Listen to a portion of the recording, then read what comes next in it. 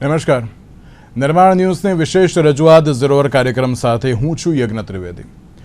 દર્શક મિત્રો, આજે ઝીરોઅર કાર્યક્રમમાં હું કોઈ અન્ય મુદ્દાને લઈને નથી ચર્ચા કરવા આવ્યો, પણ મેં ગઈકાલે પણ મેયર જોડે મેં જે ચર્ચા કરી હતી તેમાં પણ હું પ્રાથમિકતા શિક્ષણ અને આરોગ્યને દર વખતે આપતો હોઉં છું. અને દર વખતે શિક્ષણના જે તમામ પાસાઓ છે, જે ક્યાંક પ્રશ્નો છે, તેને રાજ્ય સરકાર સુધી પહોંચાડવાનો પણ એક સફળ પ્રયાસ પણ કરું છું. અને એટલા જ માટે આજે ફરી એકવાર શિક્ષણ હોય કે આરોગ્ય હોય કે પછી અન્ય કોઈ પણ બાબત હોય, તેમાં નિર્માણ ન્યૂઝ જે અગ્રેસર છે, ત્યારે ફરી એકવાર હું શિક્ષણના મુદ્દાને લઈને ચર્ચા વિચારણા કરવા માટે અહીં ઉપસ્થિત થયો છું. તમે વિચારતા હશો કે ના, શિક્ષણનો મુદ્દામાં અત્યારે તો કેમ આટલી બધું જે ચર્ચાઓ કરવી જરૂરી છે, કેમ અત્યારે તો ડે બાય ડે ક્યાંક આની ઉપર વધારે પડતી ચર્ચાઓ થાય છે.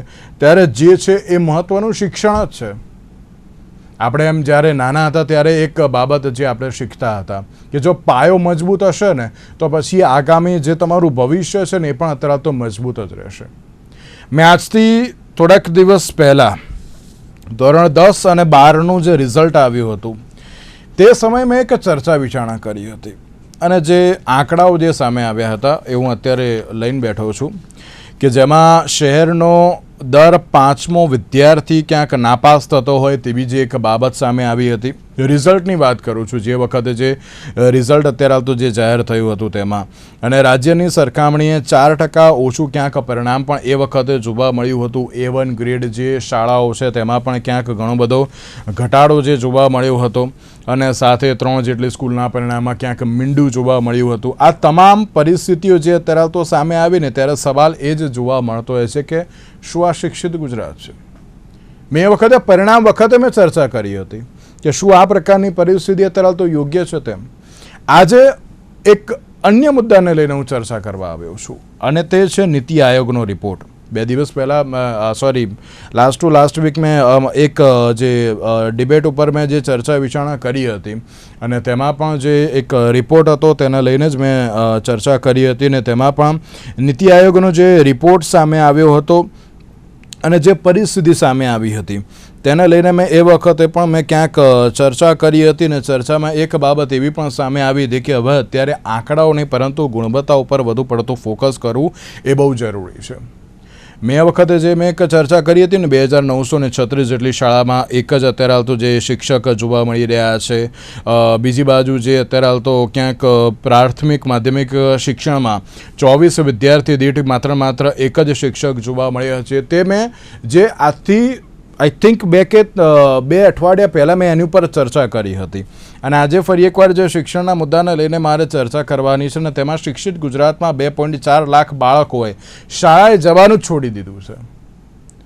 પ્રવેશોત્સવ, ગુણોત્સવ જેવા અન્ય એવા ઘણા બધા કાર્યક્રમો જે કરવામાં આવતા હોય છે રાજ્ય સરકાર વતી, પરંતુ અત્યારે જ્યારે શિક્ષિત ગુજરાતની જે વાત અત્યારે તો કરવાની હોય ત્યારે તેમાં અત્યારે તો શિક્ષિત ગુજરાતને લઈને ક્યાંક સવાલ થતો હોય છે. શું આ પ્રકારની અત્યારે તો સરકારી યોજના દરેક લોકો સુધી પહોંચે છે? તે પણ એક સવાલ યથાવત છે. શિક્ષણના મુદ્દા ઉપર ફરી એકવાર જે રીતે ચર્ચા વિચારણા કરવી છે, ચર્ચા વિચારણા કરવા માટે અમારી સાથે જોડી ગયા છે ડૉક્ટર વિજય ઠક્કર કે જેઓ શિક્ષણવિદ છે, ડૉક્ટર નિકુલ પટેલ કે જેઓ કોંગ્રેસ પાર્ટીના પ્રવક્તા છે, અને રાજુભાઈ દેસાઈ કે જેઓ ભારતીય જનતા પાર્ટીના પ્રવક્તા છે. આપ ત્રણનું સૌથી પહેલાં તો સ્વાગત છે. વિજયભાઈ, આ બીજી ચર્ચા છે આપણી. આની પહેલાં પણ મેં નીતિ આયોગને લઈને જે એક ચર્ચા કરી હતી, અને નીતિ આયોગમાં જે 2936 જેટલે જે બાળકો છે ને તેમાં પણ જે પરિસ્થિતિ સામે આવી હતી, એટલા બાળકોની વચ્ચે માત્ર એક જ વિદ્યાર્થી હોય તેવી આપણે જે ચર્ચા કરી હતી. અને આજે બીજો જે એક રિપોર્ટ સામે આવ્યો છે કે જેમાં ગુણોત્સવ અને પ્રવેશોત્સવ એ બંનેના નામે અત્યારે તો ક્યાંક મીંડું જોવા મળી રહ્યું છે, અને ક્યાંક બેટી બચાવો બેટી પઢાવો ની જે વાતો છે એ માત્ર ને માત્ર અત્યારે તો ક્યાંક પોકળ સાબિત થઈ હોય તેવું અત્યારે ફલિત પણ થઈ રહ્યું છે. વિજયભાઈ, જે રિપોર્ટ જે સામે આવ્યો છે, 2.4 લાખ બાળકોએ શાળાએ જવાનું છોડી દીધું છે તેવી બાબત જે સામે આવી છે, કઈ રીતે જોઈ રહ્યા છો? સૌથી પહેલા તો આપ તેને. જી યજ્ઞભાઈ, ગુણોત્સવ અને પ્રવેશોત્સવ થાય છે અને સરકારની સારી યોજના છે, જેનાથી થોડી અવેરનેસ આવે છે, એ વાત સાથે હું સહમત છું. કન્યા કેળવણી માટે પ્રોત્સાહન મળ્યું છે, એ વાત સાથે પણ હું સંમત છું. વાત એ છે કે જે વિદ્યાર્થીઓ ડ્રોપ આઉટ થાય છે, એ ડ્રોપ આઉટ થાય છે કેમ, અથવા અત્યારે જે ડ્રોપ આઉટ નો આંકડો આવ્યો છે આપણી સામે, એ ખરેખર અત્યારનો ડ્રોપ આઉટ છે કે બહુ જૂનો ડ્રોપ આઉટ થયેલો ભેગો થયેલો સંગ્રહ છે? આ થોડું સમજવા જેવું છે.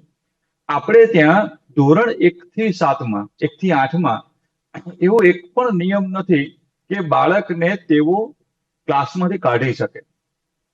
આપણે હમણાં જ મેં એક ટીવી ડિબેટ જોતો તો એમાં એક પ્રવક્તાએ પ્રશ્ન પૂછ્યો કે પ્રાથમિક શાળામાં બધું બરાબર ચાલે છે, પણ માધ્યમિકમાં જયારે બાળક આવે છે ત્યારે જે ડ્રોપ આઉટ થાય છે. હવે પ્રશ્ન મૂળ શું છે કે 1 થી 8 ધોરણમાં એવા કેટલાય બાળકો છે જે શાળાએ જતા નથી, એને અલગ અલગ પ્રકારની અગવડો છે, અથવા તો એના ઉપર ટીચર ફોકસ નથી રાખતો, અથવા તો ગમે તે કારણ હોય, પણ 1 થી 8 દરમિયાન એને ડ્રોપ આઉટ બતાવવામાં આવતો નથી, કારણ કે એ બધા સરકારી શિક્ષકો છે. જ્યારે એ એક સ્ટેપ આગળ જાય 9મા ધોરણમાં આવે ત્યારે ત્યાં અલગ અલગ માળખાઓ છે. ગ્રાન્ટીડ માળખું છે, હાઈસ્કૂલનું સરકારી તંત્ર બરાબર છે, ગ્રાન્ટીડ માળખું છે, પ્રાઇવેટ માળખું છે. એ લોકોના ત્યાં જયારે વિદ્યાર્થી ન આવે, હવે એ વિદ્યાર્થી તો ચોથા ધોરણમાં જ નથી આવતો, પણ એ 8મું પાસ થઈ જાય છે. અમે લોકોએ અમારી સ્કૂલમાં એક બોર્ડ લગાવ્યું છે કે લખતા વાંચતા ન આવડતું હોય એવા એક પણ વિદ્યાર્થીને પ્રવેશ આપવામાં આવતો નથી. અને અમે 9મા ધોરણમાં એ લાઈન વંચાવીએ છીએ કે બેટા આ વાંચ, અને એ નથી વાંચી શકતો ત્યારે અમે એને કહીએ છીએ કે તું પાછો પ્રાથમિક શાળામાં જતો રહે. હવે આ વિદ્યાર્થી ઓલરેડી ડ્રોપ આઉટ થઈ ચુક્યો છે, કદાચ અમારે ત્યાં પ્રવેશ મળશે તો ડ્રોપ આઉટ જ થવાનો છે. હવે આ સ્થિતિમાં જ્યારે બાળક હોય, આ બધા બાળકો જેવા નથી કહેતો, પણ દરેક સ્કૂલમાં આવા 10-10 બાળકો છે, અને આ 10 આંકડો બહુ મોટો કહેવાય. ધારો કે ખરેખર આ લોકો ડ્રોપ આઉટ કરવામાં આવે તો આ આંકડો 2 લાખ ને બદલે 4 લાખ કે 5 લાખે પહોંચી જાય એમ છે. વાત એ છે કે 1 થી 8માં ડ્રોપ આઉટ કરવા પડે તેવા અથવા તો એને ચલાવી લીધેલા બાળકો અત્યારે આવે છે, અને હાઈસ્કૂલમાં અચાનક જ મોટું ગાબડું ઊભું થાય છે, અને પછી એક આખું વેકેશન અમારી પાસે ડીઓ અને અલગ અલગ પ્રકારનું તંત્ર છે, એ રોજનો રિપોર્ટ માંગે છે કે કેમ કરીને આપણે આપણો ડ્રોપ આઉટ ઘટાડીએ. હવે આ એક સરકાર માથે જવાબદારી થઈ ગઈ છે, એક ચેલેન્જ થયો છે. જેમ રોગચાળો ફાટી નીકળે એમ આ સારું થયું છે. મારું હંમેશા એવું કહેવું છે કે ડ્રોપ આઉટ થાય છે તો એને પાછા નાખવા એ રસ્તો છે, એના કરતા વધારે સારો રસ્તો એ છે કે આ ડ્રોપ આઉટ થાય છે કેમ, તેના કારણો જાણવા, સાચા કારણો જાણવા, અને એનો સાચી રીતે અમલ કરવો. ત્યાં સુધી આ પ્રશ્ન સોલ્વ નહીં થાય. જી, સાચા કારણની તમે વાત કરીને, તો સાચા કારણની સાથે સાથે તેના મૂળ સુધી પહોંચવાનો પણ જો પ્રયત્ન કરે ને તો પણ આપણો આ શો અત્યારે હાલ તો સક્સેસ થઈ જશે તેવી બાબત હું તો અત્યારે વિચારી રહ્યો છું. નિકુલભાઈ, તમે પણ શિક્ષણ સાથે સંકળાયેલા છો છેલ્લા ઘણા વર્ષોથી. નિકુલભાઈ, આજથી થોડાક દિવસ પહેલાં મેન વિજયભાઈએ જ આ મુદ્દા ઉપર ડિબેટ કરી હતી, નીતિ આયોગવાળો જે એક રિપોર્ટ હતો તેની ઉપર, અને તેમાં એવું હતું 2936 જેટલી શાળામાં માત્ર એક જ શિક્ષક જ છે. પ્રાથમિક માધ્યમિક શિક્ષણમાં 24 વિદ્યાર્થી દીઠ એક જ અત્યારે તો જે શિક્ષક છે. ધોરણ 10 સુધીમાં 27.6 એટલે કે 2.3 લાખ જેટલા વિદ્યાર્થીઓએ ડ્રોપ આઉટ લીધું છે તેવી બાબત સામે આવી છે. અને હવે જે આ બાબત સામે આવી છે, અને તેમાં પણ 2.4 લાખ બાળકોએ શાળાએ જવાનું છોડી દીધું હોય ને તે પ્રમાણેની પરિસ્થિતિ સામે આવી છે. નિકુલભાઈ, કઈ રીતે જોઈ રહ્યા છો ગુજરાતમાં શિક્ષણના મોડલને અત્યારે તો ભારતમાં પ્રસ્થાપિત તો કરવામાં આવે છે, પરંતુ વાસ્તવિકતા શું છે તે પણ જાણવું એ બહુ જરૂરી છે. નિકુલભાઈ, સૌ પ્રથમ તો હું કહેવા માંગીશ કે આ રિપોર્ટ કોઈ કોંગ્રેસે જાહેર નથી કર્યો, પરંતુ ડેફિનેટલી મનીષ દોશીજીએ નીતિ આયોગનો જે રિપોર્ટ છે એનું વિશ્લેષણ કરીને સારી રીતે બધા આંકડાઓ સમગ્ર પ્રેસ મીડિયાને મળીને ગુજરાતની જનતાને જાણકારી મળે એ માટે પ્રયત્ન કર્યો હતો. આ રિપોર્ટનું જે નામ છે એમાં school education system in India temporal analysis and policy roadmap for quality enhancement, એટલે કે તમારે એ ક્વોલિટીને એન્હાન્સમેન્ટ એટલે કે સુધારવું હોય તો શું કરવાનું, તો એના માટેના પહેલા રૂટ કોઝ કે ભાઈ કારણો શું છે, કે ભાઈ એના પાછળના રીઝન શું છે, તો એક આંકડાકીય માહિતી બહાર પાડી છે. અને આંકડાકીય માહિતીમાં ખૂબ જ ચોંકાવનારી વિગતો જે બહાર આવી છે ગુજરાતના શિક્ષણના મોડેલના શું કહેવાય કે વાસ્તવિકતા સૌની સામે મૂકી દીધી છે. આપણે જોયું કે આ સરકાર પ્રવેશોત્સવ કરી રહી છે, ખૂબ સરસ વાત છે. ક્લેમ કરી રહી છે કે અમે ગ્રોસ એનરોલમેન્ટ રેશિયો 90% પ્લસ લઈ ગયા. માનનીય વડાપ્રધાનને તત્કાલીન મુખ્યમંત્રી દ્વારા એક નીતિ ચાલુ કરવામાં આવી, પરંતુ ત્યારબાદ એક એવી બી નીતિ હતી કે ધોરણ 8 સુધી કોઈને ફેલ નહીં કરવાના. કદાચ એ બી ભારતીય જનતા પાર્ટીના શાસનમાં જ આવ્યો એક બતાવવા માટેનો પ્રયત્ન કર્યો કે બધા વિદ્યાર્થીઓ સારું સુધરું ભણી રહ્યા છે અને બધાને આપણે આગળ સુધી લઈ જવાનું. એ બી એક આંકડાકીય બતાવવા માટેનો જ પ્રયત્ન સરકારે કર્યો, પરંતુ એ પોલિસી એ સમયે કદાચ ટીકાને પાત્ર થઈ હતી અને પણ સરકારે નિર્ણય લીધો. એટલે આજે આપણે જોઈ શકીએ છીએ કે ધોરણ 9માં આવીને વિદ્યાર્થી જે રીતના મારા શિક્ષણવિદ કહી રહ્યા છે કે અમારે વંચાવવું પડે છે કે મને જો લખતા વાંચતા ના આવડે તો મને પ્રવેશ ના મળવો જોઈએ, એવી પરિસ્થિતિ આજે ગુજરાતની અસંખ્ય બાળકોની થઈ છે. એની પાછળ ગુજરાતની શૈક્ષણિક નીતિ જવાબદાર છે. નવી શિક્ષણ નીતિની અંદર બી સરકારે 2020માં ઘણા આંકડાઓ આપ્યા. અમને આશા હતી કે 2026 સુધીમાં એ આંકડાઓમાં કંઈક ફેરફાર થશે, પરંતુ એ જ આંકડાઓ ફરીથી આંખે ઉડીને વળગી રહ્યા છે. દર્શાવે છે કે ગુજરાતની અંદર ભલે શિક્ષણના બજેટનું કદ વધ્યું, શિક્ષણની અંદર કહેવાતી વ્યવસ્થાઓ વધી, પરંતુ છેવાડાનો વિદ્યાર્થી આજે બી શિક્ષણથી વંચિત છે. અને જે રીતના ડ્રોપઆઉટ રેશિયો અને જે વિદ્યાર્થીઓનો આંકડો બહાર આવી રહ્યો છે એ ખૂબ ચિંતાજનક હોય એવું અમારું સ્પષ્ટ માનવું છે. ઓકે રાજુભાઈ, સવાલો બહુ બધા છે આજે, થોડું ટૂંકમાં જવાબ આપો તો થોડુંક સારું રહેશે. સૌથી પહેલો મારો સવાલ તો એ છે કે ના મારો રિપોર્ટ છે, એટલે કે ના GDPL નિર્માણ ન્યૂઝનો છે, ના વિજયભાઈ ઠક્કરનો છે, કે ના નિકુલભાઈ પટેલનો છે, કે ના રાજુભાઈ દેસાઈનો પણ છે. આપણા ચારમાંથી કોઈનો નથી, પણ આ નીતિ આયોગનો રિપોર્ટ છે.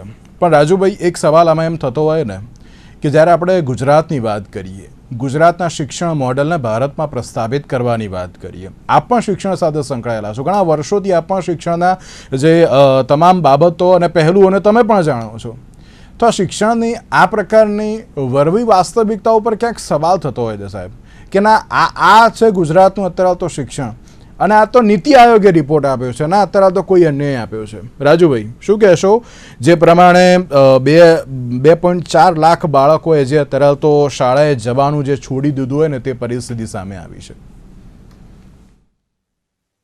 યજ્ઞભાઈ, આમાં વિષય જે છે ને એની અંદર કદાચ વિજયભાઈ મારી સાથે સાથ પુરાવશે કે ફક્ત ને ફક્ત સરકારી શાળાઓ, ગ્રાન્ટેડ શાળાઓ અને ખાનગી શાળાઓ ત્રણેય ભેગી હોય છે. સરકારી શાળાઓનો ખાલી રિપોર્ટ નથી. આ પહેલી વસ્તુ. આ રિપોર્ટ સરકારી, ગ્રાન્ટેડ અને ખાનગી ત્રણેય હોય છે. ભારતીય જનતા પાર્ટીની સરકારની વાત કરું એટલે તમે એમ કહેશો વાહવાહી કરી રહ્યા છો, પણ 2002 ની વાત કરીએ, તત્કાલીન મુખ્યમંત્રી ત્યારે ડ્રોપઆઉટ રેશિયો 37% હતો, જે આપણે 2% ઉપર લાવી દીધો હતો. 50% પ્રવેશોત્સવ જે નતા થતા એ આપણે 100% પ્રવેશોત્સવ ઉપર ગયા.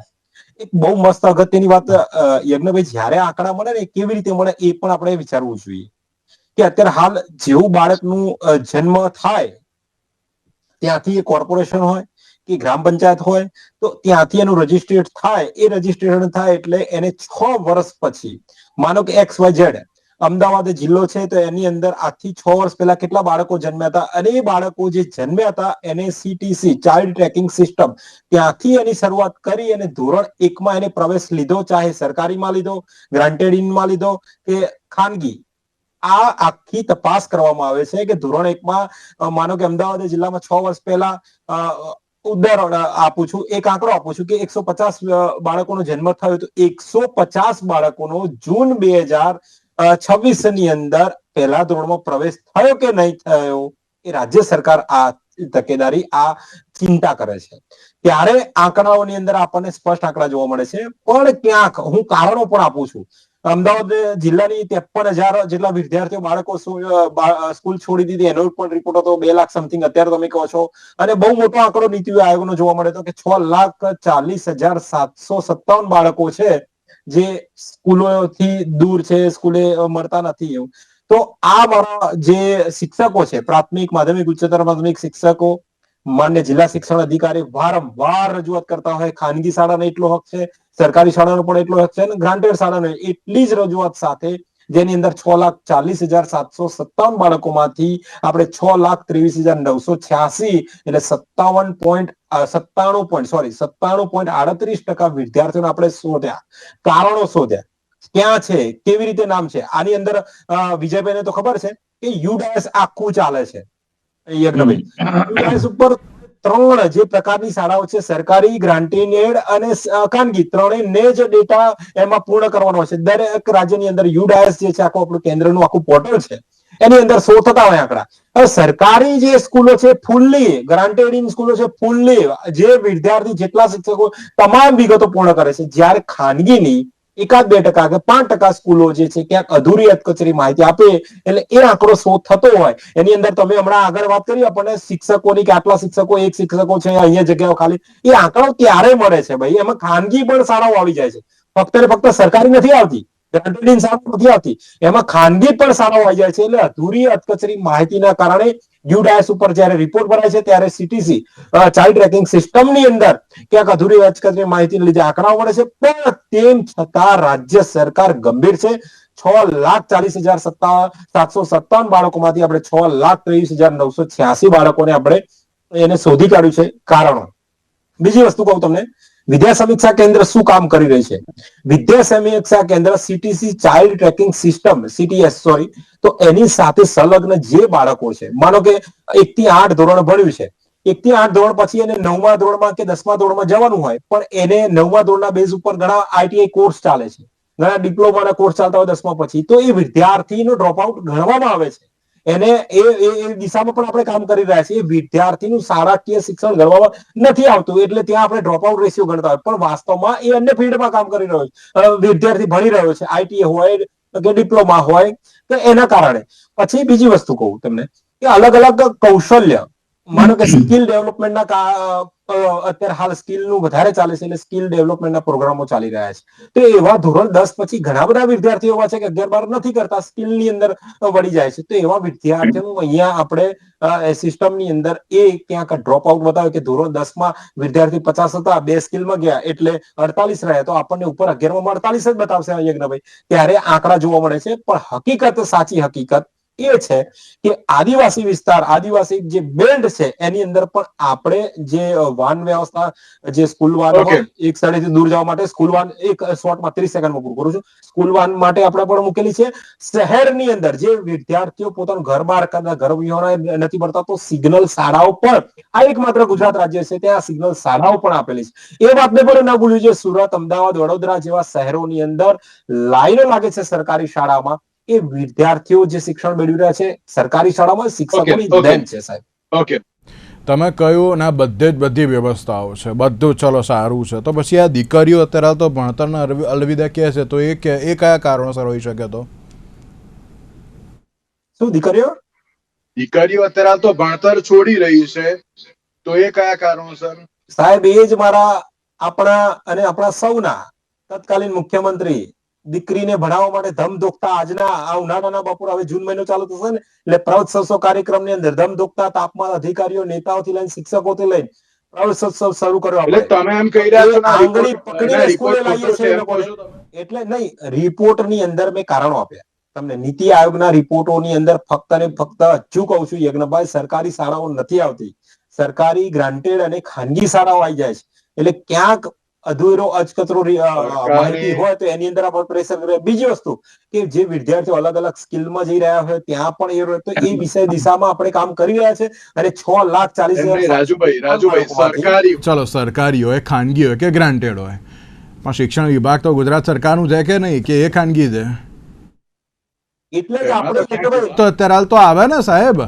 ચલો તમે અત્યારે એમ, ચલો એક વસ્તુ તમે અત્યારે તો તમે કહી કે ના અભણ બાળકોની સંખ્યામાં અત્યારે તો ચલો ઘટાડો થયો, બધી બાબતો આપણે માની લીધી, બરાબર. પણ પછી જે આ બીજો પણ એક આ રિપોર્ટ આવ્યો છે અને તેમાં પણ એમણે એમ કહ્યું છે કે ના શિક્ષકોની પણ જગ્યા અત્યારે ખાલી છે. હવે તમે હમણાં એમ કહેશો કે ના પેલું ભરતી કેલેન્ડર અનુસાર અમે ભરતી કરીએ છીએ, તમે એ કહેશો, એમાં કોઈ શંકાનું સ્થાન નહીં, બરાબર. પણ આ તમે જે બધી જ બાબતો કહી, હું એની પર 1 મિનિટ ખાલી, વિજયભાઈ, આ બધી જ બાબતોને તમે સૌથી પહેલાં તો કઈ રીતે જુઓ છો? અને સાથે સવાલ આમાં એમ થાય છે, ચલો નીતિ આયોગની એમણે વાત કરી, સરકારી, ખાનગી, ગ્રાન્ટેડ શાળાઓની બધી જ અત્યારે તો વાત કરી, આ બાબતને તમે કઈ રીતે જોઈ રહ્યા છો? કે શું એમના મત અનુસાર અત્યારે તો જે આ રિપોર્ટ અત્યારે તો ક્યાંક યોગ્ય છે કે ક્યાંક તેમાં પણ વિસંગતતા છે? ખાલી 1 જ મિનિટમાં કહેજો વિજયભાઈ. એક તો રાજુભાઈ જે કહ્યું ને કે સરકાર પ્રાઇવેટમાંથી સરકારી સ્કૂલો તરફ આવવા માટે વિદ્યાર્થીઓની લાઈન લાગે છે.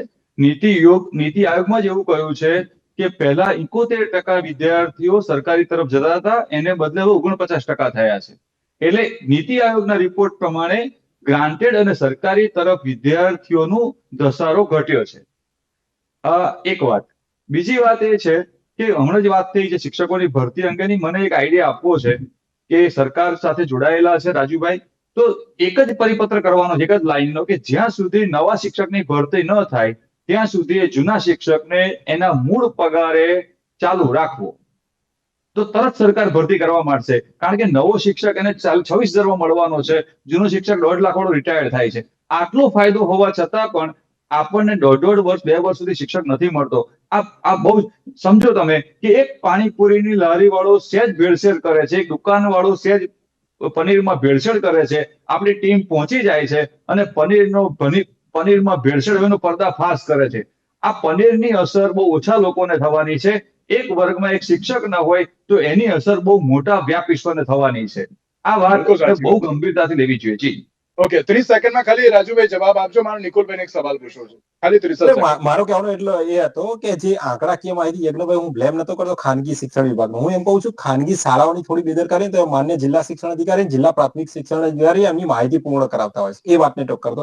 બીજી વસ્તુ, જે વાત શિક્ષકોની કરવામાં આવે છે, ગઈ સાલ આપણે શિક્ષકોની ભરતી કરી, આ વખતે પણ ભરતી ચાલુ છે. 11,000 જેટલા શિક્ષકો અત્યારે હાલમાં રનિંગ ચાલુ છે, ટૂંક સમય મેરિટ પડવાનું. ગઈ સાલ આપણે 16,000 શિક્ષકોની ભરતી કરી અને એ પણ રાજ્ય સરકાર સુધી પહોંચાડજો રાજુભાઈ. શું કહો છો?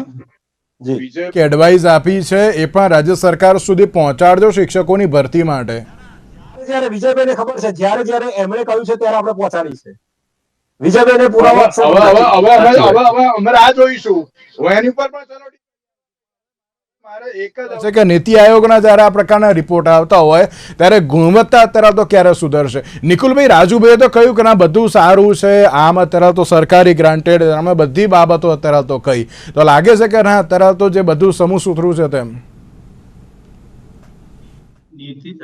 નવી શિક્ષણ નીતિનો રિપોર્ટ 2020માં આવ્યો હતો. એમાં બી એવું લખવામાં આવ્યું હતું કે રાષ્ટ્રીય સ્તરે 1 લાખથી વધુ શાળાઓ છે જેમાં એક જ શિક્ષક છે. આજે આપણે 2026માં એટલે ઓલમોસ્ટ 6-7 વર્ષ પછી બી નીતિ આયોગ એ જ લાઈનને રિપીટ કરે છે. અને ગુજરાતની અંદર અત્યંત ચિંતાજનક વસ્તુ એ છે કે 1,05,134 ભણતા વિદ્યાર્થીઓની સંખ્યા ધરાવતી 2,936 શાળાઓમાં માત્ર એક જ શિક્ષક છે. એ દર્શાવે છે કે શિક્ષણની ગુણવત્તાની વાત કરતી ભારતીય જનતા પાર્ટીની સરકાર તેમજ મારા રાજુભાઈ જે રીતના સમગ્ર વસ્તુને સમજાવી રહ્યા છે અને ખાનગી શિક્ષણ, સરકારી શિક્ષણ, ગ્રાન્ટીનેટ શિક્ષણ, આ બધા વાટાઘાટો કરીને વાડા બનાવી અને જે શિક્ષણના આંકડાઓને નજર પછાડો કરી રહ્યા છે એ ખૂબ જ મારી દ્રષ્ટિએ તો યોગ્ય નથી. કારણ કે સરકારના જવાબદારી છે કે ગુજરાતમાં શિક્ષણ છેવાડાના વિદ્યાર્થી સુધી જે ક્વોલિટીમાં મળવું જ જોઈએ. અને આ એવું કહેવામાં આવ્યું નિકુલભાઈ, એટલે લાગે છે નહીં, પરંતુ ગુણવત્તા ઉપર ફોકસ હવે રાજ્ય સરકારે કરવું જોઈએ તેમ. નિકુલભાઈ કીધું ને, ગુણવત્તા ખૂબ જરૂરી છે. કારણ કે મારી જોડે શિક્ષણવિદે એમના પ્રાથમિક પ્રસ્તાવનામાં કીધું કે અમારે ધોરણ 9માં એડમિશન વખતે લાઈન લખીને રાખવી પડે છે. એ જ દર્શાવે છે કે કેટલો ચિંતાનો વિષય ગુજરાતના શિક્ષણનો છે. એટલે રાજુભાઈ, બધી બાબતો બરાબર છે, પરંતુ હવે ગુણવત્તા ઉપર ફરી એકવાર ફોકસ કરવાનો સમય આવી ગયો છે. ખાલી 30 સેકન્ડમાં એક જવાબ આપો. મારો હજુ એક સવાલ તમને મારે પૂછવો છે. ગુજરાતે શિક્ષણમાં રોલ મોડલ હતું, છે અને રહેશે જ. વિદ્યા સમીક્ષા છે, હા, એ પણ એને જવાબ આપે ને. વિદ્યા સમીક્ષા આખા ભારત દેશની અંદર, વિદ્યા સમીક્ષા ગુજરાતની અંદર જોવો ને આખા ભારત દેશમાં એક પણ રાજ્ય 100% સીસીવી સાથે ધોરણ 10-12ની પરીક્ષા, સિગ્નલ શાળા, મિશન સ્કૂલ ઓફ એક્સલન્સ હેઠળ 30,000 જેટલા ઓરડા એક સાથે બનાવવાના હોય અને જે રેશિયો છે ખાનગીમાં. રાજુભાઈ, બીજો સવાલ, આ ઓરડાની વાત કરી, 42,000 વર્ગખંડોની અછત છે તેવી બાબત સામે આવી છે. પછી જે સ્માર્ટ ક્લાસરૂમની જે તમે વાત કરી છે, ડિજિટલ ઇન્ડિયાની જે વાત કરી છે, હજુ પણ ઘણી બધી જગ્યાએ પહોંચ્યા નથી તેવી પણ બાબત સામે આવી છે. ખાલી 30 સેકન્ડમાં તેને શું કહે, તેને લઈને પણ શું કહેશો? 30,000 જેટલા એક સાથે ઓરડા કોઈ આખા ભારત દેશની અંદર રાજ્યમાં બનતા હોય સ્માર્ટ તો એ ગુજરાત છે, અને 30,000 ની અંદરથી આપણે 15 થી સમથિંગ એ કાર્યરત છે. 10,000 જેટલા બની રહ્યા છે, 15,000 તો બની ગયા અને વિદ્યાર્થીઓ બેસી રહ્યા છે. 10,000 જેટલા કાર્યરત છે અને 5,000 જેટલાનું ટેન્ડરિંગ બાકી છે. આ લેટેસ્ટ આંકડો આપું છું, પણ 30,000 જેટલા સ્માર્ટ જો ઓરડા બન્યા આખા ભારત દેશની અંદર તો માત્ર ને માત્ર શાળાઓની અંદર ગુજરાત. વિજયભાઈ હમણાં રાજુભાઈએ કહ્યું કે 10 અને 12 ની પરીક્ષા સીસીટીવી કેમેરા હેઠળ લેવાય છે, તો હું એવું પ્રશ્ન પૂછી શકું એમને કે તમે એવું ખાતરીપૂર્વક કહી શકો કે 10 અને 12 ની પરીક્ષામાં કોઈ કેન્દ્રમાં ચોરી નથી થતી? આ પ્રશ્ન છે ને બહુ સળગતો પ્રશ્ન છે. હું સરકારને બીજું એક સૂચન કરું છું કે હવે આવતા વર્ષે ખાલી ક્લાસરૂમના રેકોર્ડિંગ ન માંગતા લોબીના પણ રેકોર્ડિંગ માંગજો, અને એક કેમેરો આખી સ્કૂલ દેખાય એવું બહાર રાખજો ગ્રાઉન્ડમાં, જેથી લોબીમાં કોણ હરીફરી રહ્યું છે એ ખબર પડે. મને બહુ જ શરમ લાગે છે કે હું એક શિક્ષણ સાથે જોડાયેલો છું અને આ વ્યવસાયમાં ભરપૂર ચોરી થાય છે. જી ઓકે તેની સાથે હવે જોવાનું એ રહ્યું કે જ્યારે શિક્ષણના સ્તરની અત્યારે તો વાત કરતા આવીએ, કથળ્યું તો છે, રિપોર્ટ તો સામે આવ્યું છે, પણ હવે આને સુધારશે કઈ રીતે? આંકડાઓની માયાજાળ તો ઘણી બધી અત્યારે તો જે જોવા મળશે આમાં કે અહીંયા આમ થઈ ગયું, અહીંયા આમ થઈ ગયું, અહીંયા આમ થઈ ગયું, આંકડાઓ નહીં, પરંતુ હવે ગુણવત્તા ઉપર ફરી એકવાર આજે સરકારે ફોકસ કરવાની પણ જરૂર છે. અને તેની સાથે સ્માર્ટ ક્લાસની વાત થઈ રહી છે, શિક્ષકોની ભરતીની પણ વાત થઈ રહી છે. રાજુભાઈ પણ આપણી સાથે જોડાયા હતા, એમણે એમ કહ્યું છે કે ના રાજ્ય સરકારને અમે તમામ બાબતો પહોંચાડીશું. હવે જોવાનું એ રહ્યું કે ના રાજ્ય સરકાર સુધી આ તમામ બાબતો કેટલી ઝડપથી પહોંચે છે અને તેની ઉપર કઈ રીતે જલ્દીથી કાર્ય પણ થાય છે. તેની સાથે રાજુભાઈ, નિકુલભાઈ અને વિજયભાઈ, આપ ત્રણનો આભાર અમારી સાથે આ ચર્ચા વિચારણામાં જોડાવા માટે. તો દર્શક મિત્રો, આજના વિશેષ કાર્યક્રમને આપશે. નમસ્કાર.